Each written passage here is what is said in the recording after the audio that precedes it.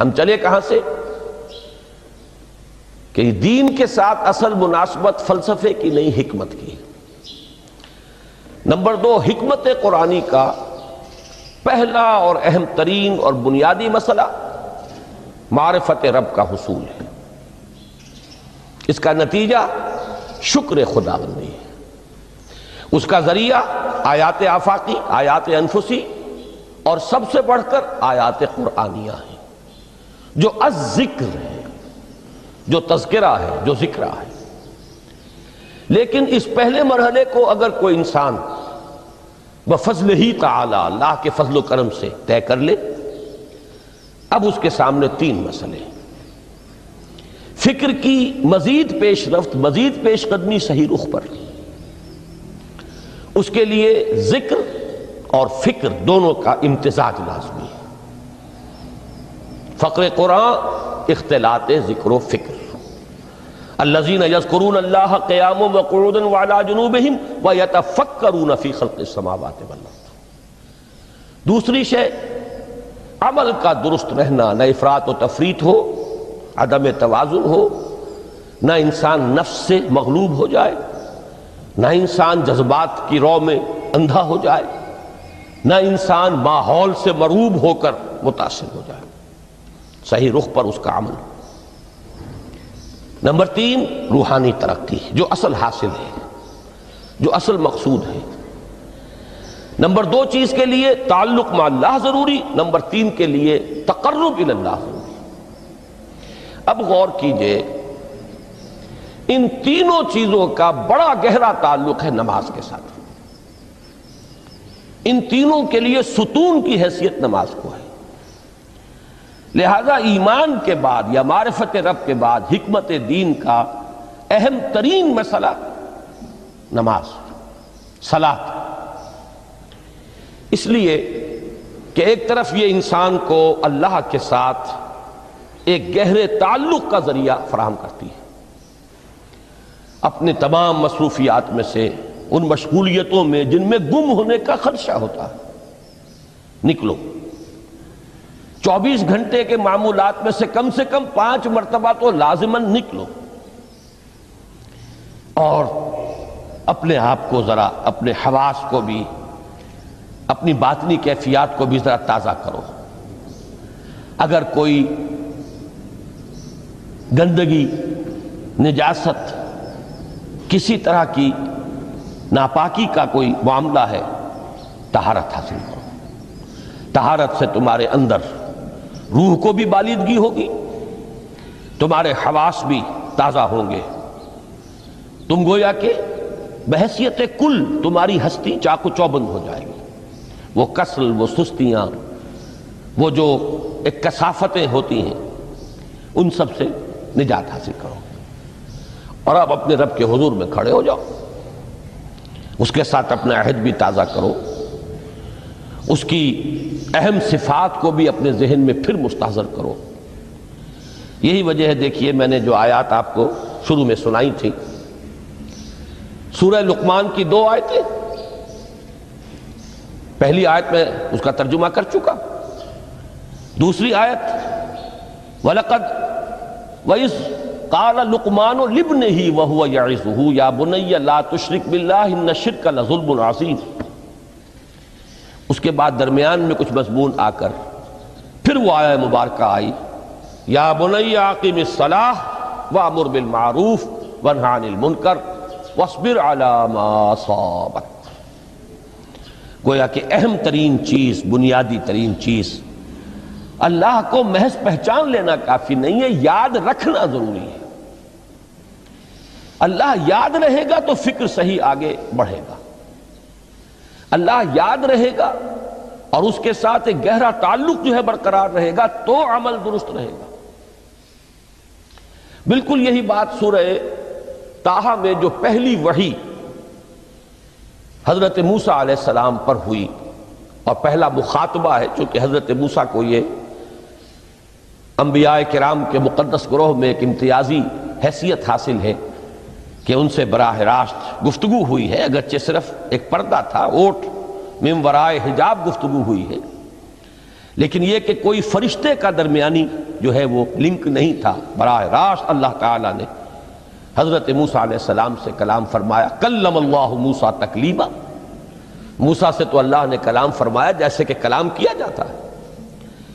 تو پہلا مخاطبہ ہے، یہ پہلا مکالمہ ہے، پہلی وحی کہیے، اسی میں یہ الفاظ بھی موجود ہیں، اننی انا اللہ لا الہ الا انا فاعبدنی واقم الصلاۃ لذکری۔ یہ گویا کہ حکمت قرآنی کا ایک بہت بڑا خزانہ ہے یہ آیت مبارکہ، کہ خود حضرت موسیٰ علیہ السلام کو جو ہدایت دی جا رہی ہے، میں ہوں، میں اللہ، اننی انا اللہ لا الہ الا انا، میرے سوا کوئی معبود نہیں، فاعبدنی، بس میری بندگی، میری عبادت، میری پرستش، میری محبت، اس کو اختیار کرو۔ وَأَقِمِ الصَّلَاةَ لِذِكْرِي، اور نماز کو قائم رکھو میری یاد کے لیے۔ بلکہ اسی سلسلہ کلام میں آگے چل کر سورہ طٰہٰ میں آتا ہے، کافی گفت و شنید کے بعد جب حضرت موسیٰ نے کچھ معذرت بھی کی، کچھ دعائیں بھی کی، اللہ نے ایک دعا قبول بھی کی کہ ان کے بھائی کو بھی شریک کر دیا، حضرت ہارون کو بھی۔ اس کے بعد پھر جب فرمایا کہ اب جاؤ فرعون کی طرف، تو اس میں فرمایا وَلَا تَنِيَا فِي ذِكْرِي، اور دیکھنا یہ جو عظیم مشن تمہارے کندھے پر آ گیا ہے، بڑا بھاری اور کٹھن ایک فرض ہے جو تم پر عائد ہو گیا ہے، اس کے لیے سب سے بڑی تمہارے پاس جو قوت کا ذریعہ ہے وہ نماز ہے۔ اقیم فلا تنیا عن ذکری، میری یاد میں کبھی غفلت نہ کرنا، اس میں کبھی کوئی کمی نہ آنے دینا۔ جیسا کہ میں نے عرض کیا تھا کہ جیسے ہی وہ تعلق جو ہے کمزور پڑتا ہے یا منقطع ہو جائے معاذ اللہ، تو پھر انسان گویا کہ شیطان کے لیے ایک لقمہ تر بن جاتا ہے۔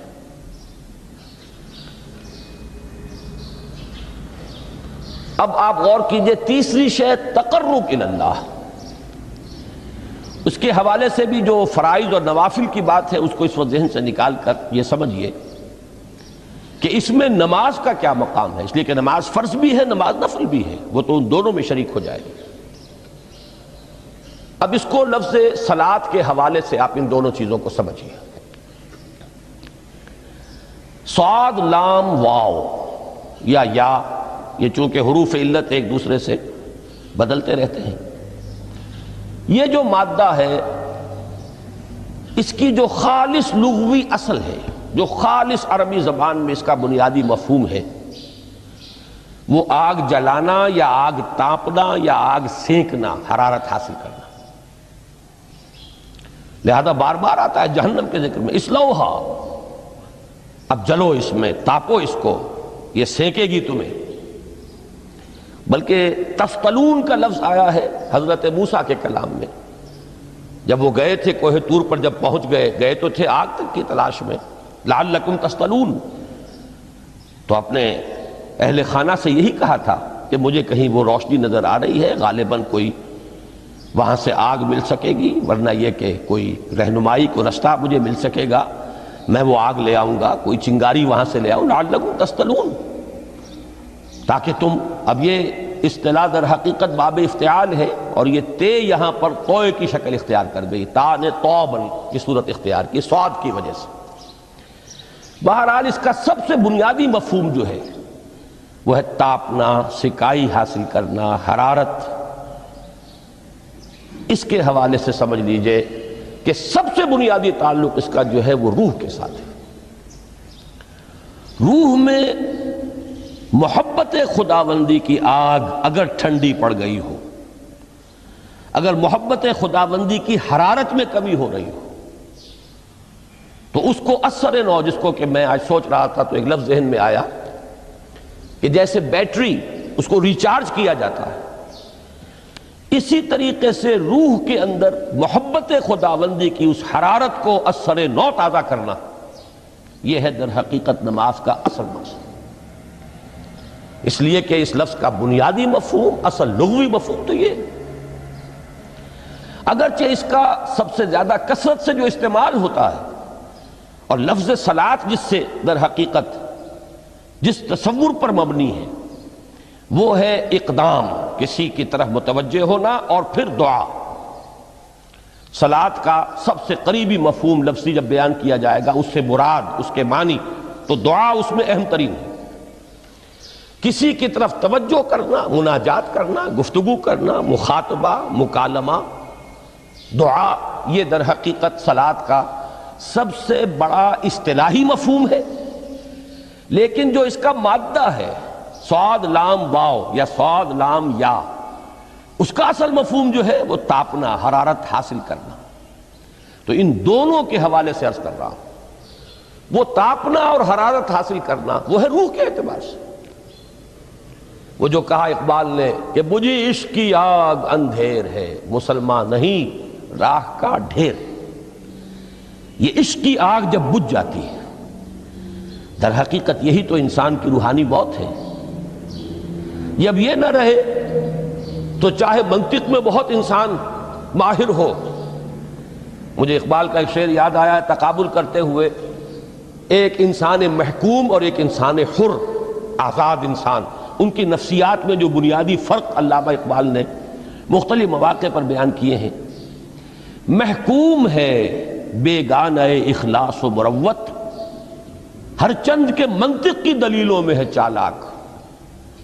تو منطق کی دلیلوں میں انسان چالاک ہو جائے اور وہ لغت ہائے حجازی کا وہ ایک خزانہ بن جائے، اسے تمام الفاظ کے معنی یاد ہو، وہ بڑے مسائل فقہ کے اسے ازبر ہو، جزیات بے انتہا جزیات جو ہیں وہ مستحضر ہو، فلسفے کے بڑے بڑے مسئلے اس نے حل کر لیے ہوں، لیکن اگر روح میں وہ اللہ کی محبت کی آگ نہیں ہے، وہ تپش نہیں، بجھی عشق کی آگ اندھیر ہے، مسلمان نہیں راہ کا ڈھیر۔ اسی کے حوالے سے آج مجھے یاد آیا تھا کہ وہ جو بڑی سادہ سی ایک نظم ہے، اللہ تعالیٰ سے دعا یا رب دل مسلم کو وہ زندہ تمنا دے، اس میں بھی جو الفاظ آئے ہیں جو روح کو گرما دے اور قلب کو تڑپا دے، یہ ہے اصل جو مقصود ہے نماز کا۔ اور یہی وہ چیز ہے جیسا کہ میں نے عرض کیا تھا کہ نگاہوں سے اوجھل، یہ پہلو سامنے ہے ہی نہیں، دوسرا پہلو سامنے ہے اور وہ بھی میرے نزدیک بہت اہم ہے، بہت بنیادی ہے، اس میں کوئی شک نہیں، لیکن یہ ہے بلند ترین منزل کہ تقرب الی اللہ، اس کے لیے در حقیقت یہ کس لیے درکار ہے؟ روح کے اندر عشق کی حرارت اور گرمی تازہ ہو جائے۔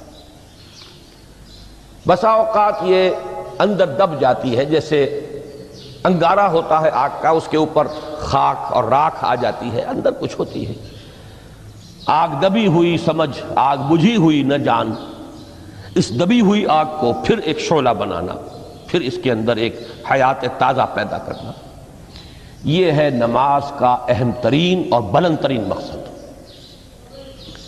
لیکن اس کے ساتھ ہی اس نماز میں ذکر ہونا، اس کا یہ ذکر ہے، اور ذکر کی جب میں فہرست بیان کیا کرتا ہوں بہت سے حضرات کے سامنے ہوگا کہ ذکر کا در حقیقت مفہوم ہے استحضار اللہ فی القلب۔ ہمارے ہاں غلطی سے جو ذرائع ذکر ہیں انہیں ذکر قرار دے دیا گیا ہے۔ نماز ذکر نہیں ہے، نماز ذکر کا ذریعہ ہے۔ اقیم الصلاۃ لذکری، نماز قائم کرو میرے ذکر کے لیے۔ یہ اللہ اللہ کہنا یا ادعیہ معصورہ جو حضور صلی اللہ علیہ وسلم کی مسنون دعائیں ہیں، انہیں اپنے تمام معمولات دنیاوی کے ساتھ ساتھ ان دعاؤں کو بھی انسان پڑھتا رہے، اللہ سے دعا کرتا رہے، یہ تمام ذرائع ذکر ہیں۔